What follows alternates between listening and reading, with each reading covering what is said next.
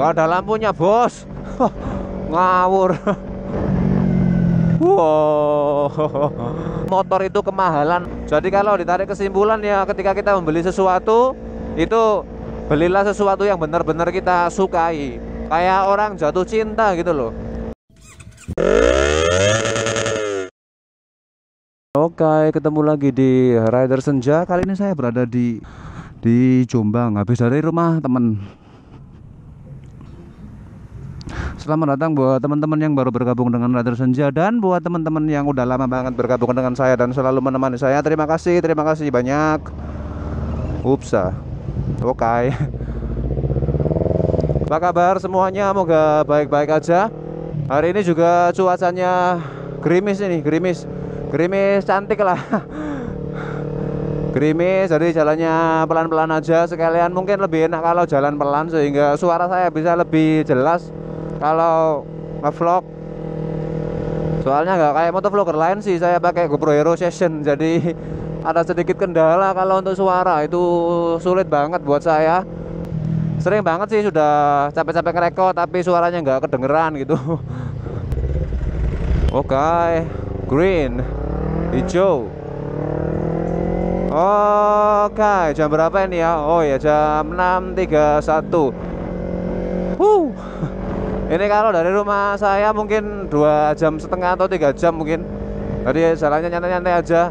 Dan kalau lewat sini sih, kalau malam gini seringnya agak takut kalau lewat hutan jati di sana. Hutan jati nanti itu wah, agak serem sih. Nggak tahu juga aku kameraku ini kelihatan apa enggak. Kalau nggak kelihatan ya nggak tak upload. Kalau tak upload berarti kameranya kelihatan. Wih, sawahnya baru nanam atau sudah panen ini? Tuh, nggak ada lampunya, bos. Ngawur. Nggak ada lampunya, jalan jam segini.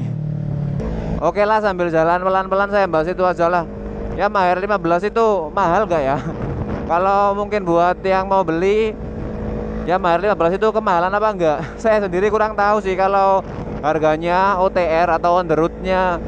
Kalau di Jakarta mungkin sekitar 35.500.000 yang saya baca di blog-blog nasional. Itu harganya sekitar 35.500.000. Kalau nyampe Surabaya atau Gresik mungkin bisa jadi 36 juta atau mungkin 37 juta. Saya juga kurang paham, karena ketika saya tanyakan di dealer wilayah Gresik juga belum tahu sih. Belum tahu harganya berapa. Mungkin ketika kita membandingkan motor itu pasti membandingkan dengan kompetitor. Misalnya dibandingkan dengan Honda CBR 150R atau Suzuki GSX R150. Kalau masalah harga, R15 itu jauh di atas keduanya. Selisih mungkin sampai berapa juta itu ya? Selisihnya mungkin sampai 4 juta. Tapi ketika kita membeli motor, kita tidak bisa melihat harga itu dibandingkan head to head langsung dengan kompetitornya. Misalnya kalau Honda mengeluarkan ini, seharusnya kompetitornya harganya segini agar laku. Oh, enggak melulu seperti itu sih. Melihat nilai motor itu tidak harus melihat kompetitor, karena menurut saya tiap motor itu kan memiliki fitur atau teknologi yang berbeda dengan motor kompetitornya. Jadi kalau kita membandingkan harga ya tidak serta-merta lah kita membandingkan dengan merek ini atau merek itu. Karena kalau kita lihat ya Maher 15 yang sekarang itu kan dilengkapi dengan fitur-fitur yang lumayan wah atau lebih dari kompetitornya, makanya harganya dipatok lebih mahal dari kompetitor yang sama-sama di kisaran 150 cc. Oh, hujannya malah makin deras. Saya nggak pakai jas juga ini. Cuma pakai jaket aja loh.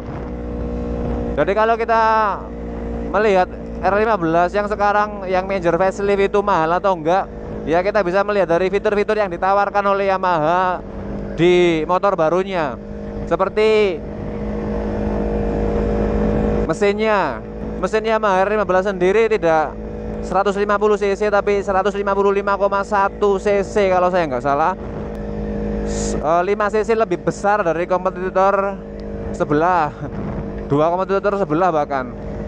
Itu dari segi cc nya aja lebih 5 cc sekitar 155,1 cc. Ups, merah. Keep calm. Maksudnya sih lewat sini bisa, tapi menakutkan sih kalau sore gini.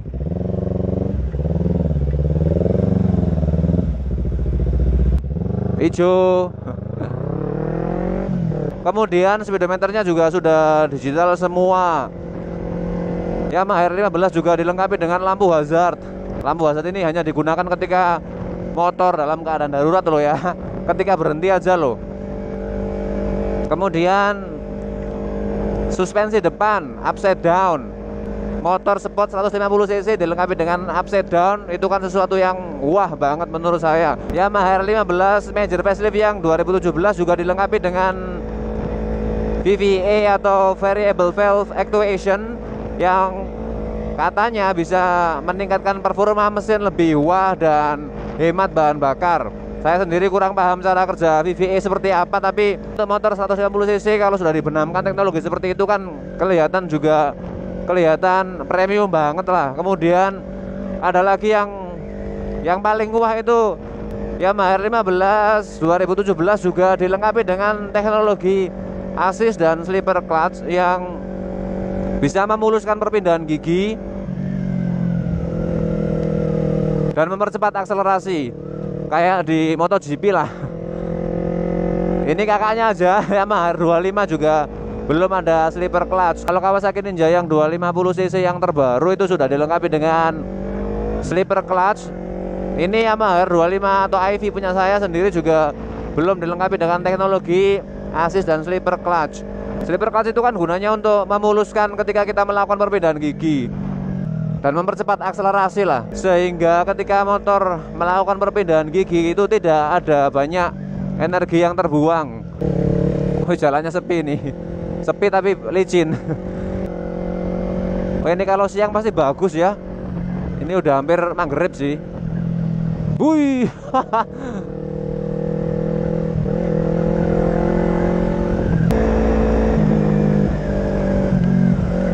Hei, jalannya sepi banget ini. Ada begal ini anak. Wow, nggak berani nikung. Jadi dari situ kita bisa menilai suatu produk atau motor itu kemahalan atau enggak. Jadi kalau kita sudah melihat fitur-fitur yang ada, baru kita bisa ngomong motor itu kemahalan atau enggak. Kalau kita bandingkan sih, misalnya kayak gini, kita bandingkan sama Suzuki GSX-R 150 lah. Suzuki GSX-R dilengkapi dengan hazard? Tidak. Dilengkapi dengan upside down? Tidak. CC-nya lebih besar R15. Keunggulan dari Suzuki di keyless-nya. Hurra.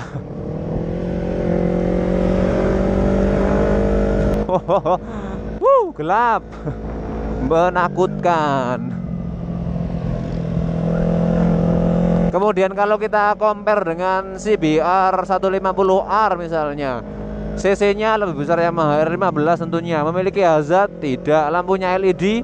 Ya, dua-duanya LED. Kemudian CBR pakai upside down? Tidak. Tidak kan? Nah, dari situ kita juga bisa menilai apakah motor ini layak kita beli dengan harga segitu atau tidak kan. Jadi kalau menilai mahal tidaknya suatu barang, kita tidak bisa langsung compare head to head dengan sesuatu yang sisinya sama. Nggak bisa seperti itu juga.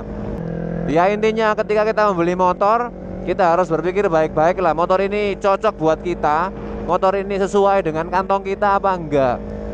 Kalau pertimbangannya berdasarkan harga jual kembali, kemudian performanya harian gimana, lebih baik jangan beli motor itu lebih baik jangan beli motor baru.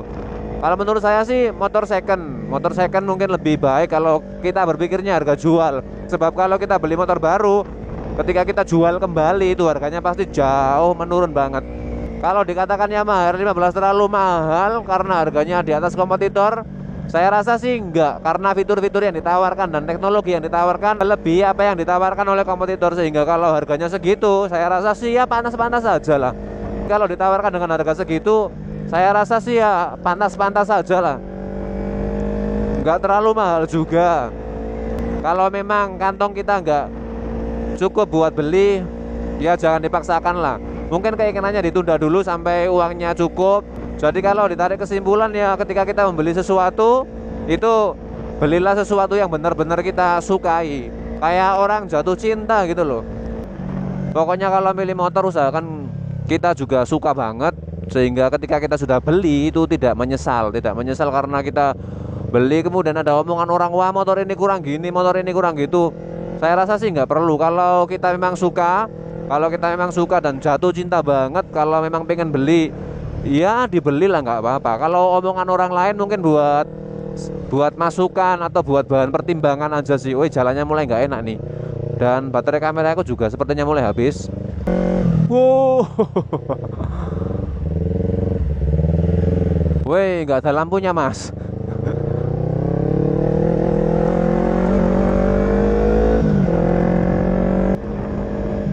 Hurra, mau nyelip mas, antri mas. Oke, sekian dulu dari Rider Senja. Terima kasih telah menyaksikan. Jangan lupa like, share, komentar, serta subscribe. Dan sampai jumpa lagi. Dadah, dadah, dadah. Ah, Ih.